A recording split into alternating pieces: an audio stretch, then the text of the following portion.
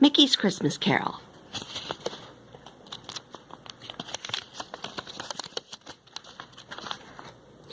Mr. Scrooge had made Bob Cratchit work late again, even on Christmas Eve. But now at last he could go home. "Merry Christmas," he called. "Christmas! Bah!" shouted Scrooge. "Don't forget to take my laundry." Bob lugged the heavy laundry bag through the icy streets. He stopped once to rest, only for a moment. When he thought of his family waiting for him, he picked up the bundle and trudged on. "It's Papa!" cried Tiny Tim joyfully as Bob struggled through the door. "Dinner will be ready soon, dear," said Mrs. Cratchit as she put some scraps into a pan. "I wish Mr. Scrooge would pay you more. He certainly has enough money." But Scrooge never thought he had enough money. Tonight, as always, he had stayed late at the office to count his gold coins. His nephew Fred opened the door. "Here's a holly wreath for you, Uncle," he said. "I've come to invite you to Christmas dinner." "Out of my way, boy," shouted Scrooge. "You know I don't eat Christmas dinner." "Give a penny for the poor?" asked a man out on the street. "Give that to the poor," cried Scrooge angrily, shoving the wreath over the man's head. "All this Christmas fuss," said Scrooge. "Bah! Humbug!" He thought of his old dead partner, Jacob Marley. "Marley never gave anything away," he said. "He was my kind of man." Scrooge shivered. He couldn't wait to get inside his warm house. As soon as he was indoors, Scrooge sank into his favorite chair. He was just dozing off when, clank, clank, clank. Scrooge sat up with a start. He saw the ghost of Jacob Marley dragging long, heavy chains. "I must carry these chains through eternity," moaned Marley, "because I was selfish. Your punishment will be the same, Ebenezer Scrooge. Tonight 3 spirits will visit you. Listen to them, or your chains will be heavier than mine."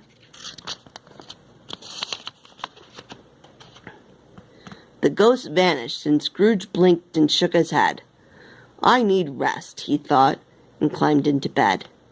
He had barely fallen asleep when the alarm clock jangled. Scrooge opened his eyes and saw a dapper little fellow standing on the night table. "I am the ghost of Christmas past," he said. The ghost held out his hand. "Hold on," he said. "I'll take you to a Christmas long ago." Scrooge felt himself drip toward the ceiling. "Oh, oh, oh!" he shouted as they sailed out the window. They flew across the night sky and landed near a house filled with music and cheerful voices. Scrooge looked in the window. "Why, that's me!" he gasped. "When I was young. And there's old Fezziwig. He gave me my first job. And there's my lovely Isabel." "See how happy you were then, Scrooge?" said the ghost. "You were full of love, but then you grew greedy and lost all your friends, even Isabel." Scrooge turned away. "I don't want to see any more. Please, Spirit, take me home." Ring, ring! It was the alarm clock again, and Scrooge opened his eyes. "I must have been dreaming," he said.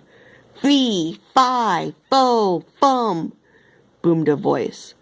Across the room, a giant was sitting in Scrooge's chair, surrounded by bowls and platters of luscious-looking food. "What's all this?" demanded Scrooge. "It's the food of generosity," said the giant. "Something you know nothing about. I am the ghost of Christmas present. Come and see what's happening tonight." He picked up Scrooge up and dropped him into his deep pocket. Outside, the giant set Scrooge down in front of a tiny house. Scrooge peered through the window. "It's the Cratchits," he said. "What a measly dinner they're having." And what's wrong with the lad?" "Tiny Tim is very ill," said the giant.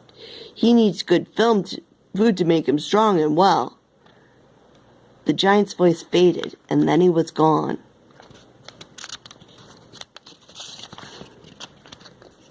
Suddenly, Scrooge was standing near a broken-down tombstone in a shadowy graveyard. "Hello, Scrooge," said a voice behind him. "I am the ghost of Christmas future." "Whose lonely grave is this?" Scrooge asked. "It belongs to a man who was selfish and unkind. So selfish and unkind that he had no friends," said the ghost. Scrooge bent to read the name on the stone. Ebenezer Scrooge. "Oh no, this is my grave." "That's right," the ghost laughed. "No, please," begged Scrooge. "I don't want to die all alone with no friends. I'll change my ways, I promise." "I'll change." Scrooge's eyes flew open. He was in his own bed. He was still alive. And there was still time to change, to make a new beginning. "It's Christmas morning," he cried.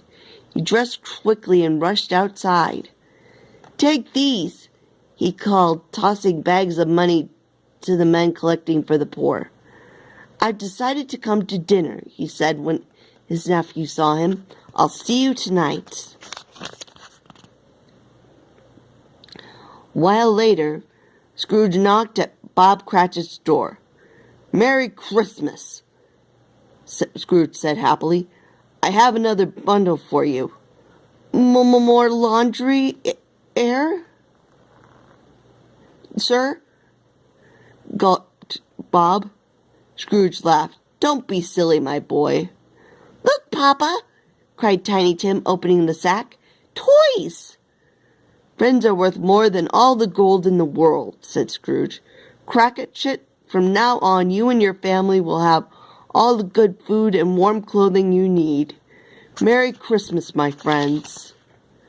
"And God bless us, everyone," shouted Tiny Tim. The end.